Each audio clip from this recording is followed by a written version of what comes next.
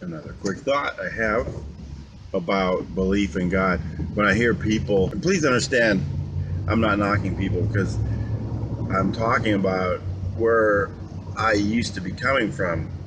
I used to be coming from a standpoint of religion.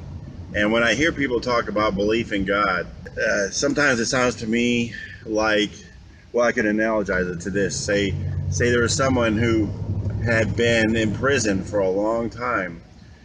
Maybe they're born in some sort of prison, and they never knew that they're in prison. They always hear, or always heard all their life, that there was someone ruling the prison, the camp, and this warden. There's a warden, and they said, "Wow, I don't believe that. There's no such thing as a warden. We just live here." And then one day, they came to realize, oh, there is a warden that runs this place. That's why when I screw up, I get hurt, and he's the guy that feeds us, or at least makes sure we get food and stuff. And I kind of analogize that to how people view their God. They believe the warden exists. They do. They really believe the warden exists. And it was just a funny thought I had. I know it's no big, deep, profound thing, but for many people, Jews and Christians, certainly Muslims, they believe that the warden exists. They really do.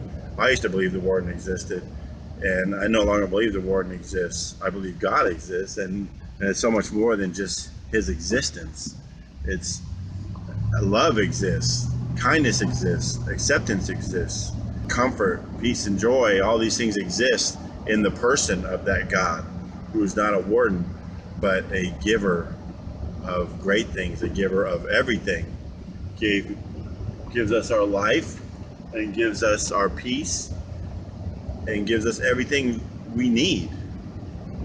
And not focus on our spankings and corrections and blessings due to behavior.